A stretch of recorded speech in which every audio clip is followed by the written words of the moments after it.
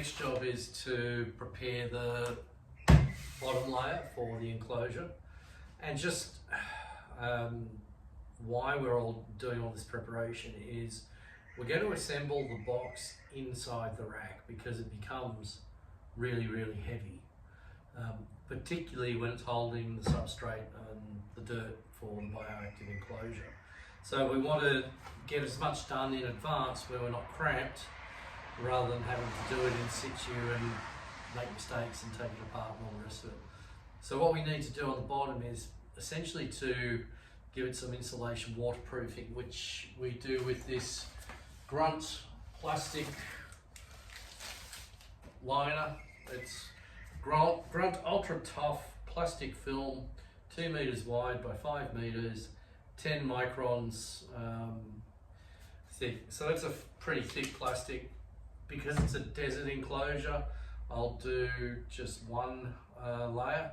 If it were a jungle enclosure, which would hold lots more moisture, I'd do 2 layers. And when we put it together, we seal everything with silicone anyway, but this is just extra insulation, because the last thing you want to do is take apart your enclosure to re-waterproof it because it's leaking through onto the others. So first thing is just give it a good clean.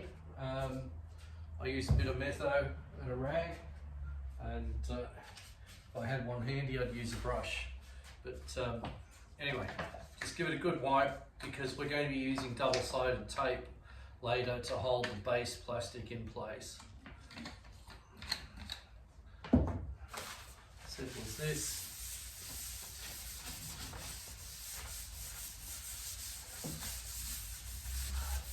Okay, next thing is we're going to mark up where our wall edges are. Now on the sides, we've got one, the right side and the left side thickness of the F7. So just a scrap piece of it.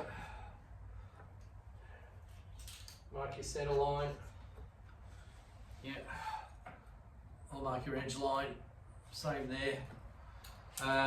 At the back, you've got the same thickness again. So mark that. But on the front, remember you've got the brace, which is double plus a piece of MDF. So just get your brace, place it on the front. There's your line there. Okay.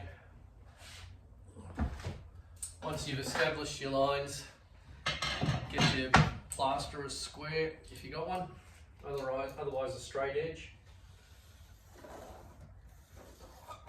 Mark it. Because this is where all your tape's going to go to hold your plastic in place. So you want to hold the plastic in place when you're reassembling.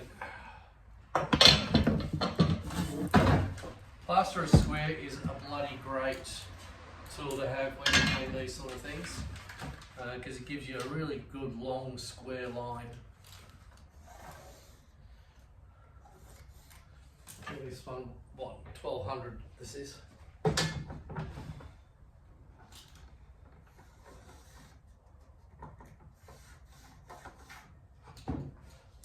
So I've marked all that up, and so now I can get around to taping, setting up the tape.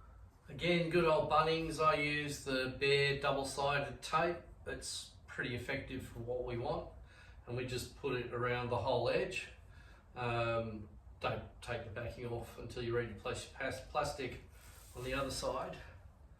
But yeah, pretty bloody good product. Doesn't have to be super accurate,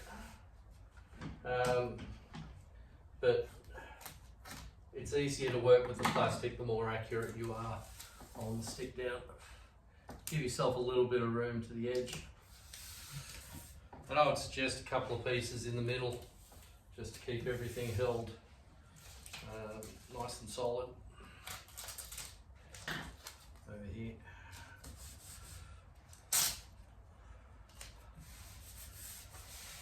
So that's that done. Okay, next bit is have your plastic ready. Laid it out. I've got plenty there. You need about, because our base brace is 120 mil high, we want at least 120 mil edge around the thing so that we get the full enclosure. for it, and then we're going to tape it down inside the enclosure once it's all done. So you got your plastic, you're ready to go. Lift all the corners on the backing tape, pull it all up, and then get it on. So away we go.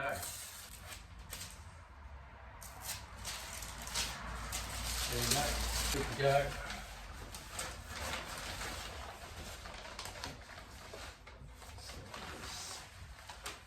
Put that there.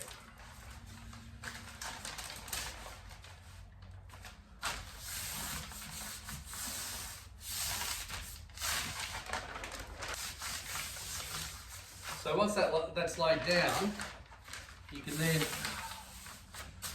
fold your plastic backing over. Essentially that's your base now ready to be attached to the sides in situ, and then the plastic stuck to the sides and sealed up, and then you've got a nice waterproof container for your enclosure. You can trim all your edges to the height you want, which for me is 120.